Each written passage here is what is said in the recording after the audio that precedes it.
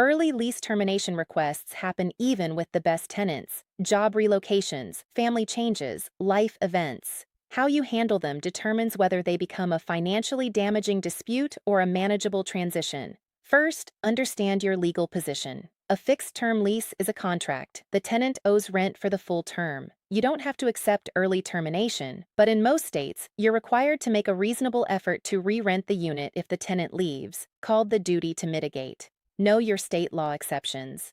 Active military deployment under the SCRA allows penalty-free early termination with 30 days notice.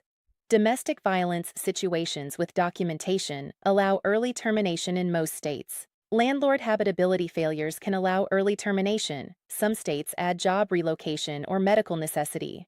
Your options when a tenant requests early termination: agree to an early termination in exchange for a fee, typically 1 to 2 months' rent, and a clean vacate. Let them find a qualified replacement tenant subject to your normal screening.